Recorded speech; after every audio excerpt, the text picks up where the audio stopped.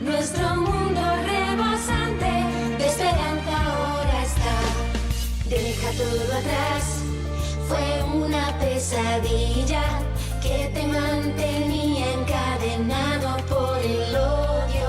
Ya no sientas más el frío en la mejilla, no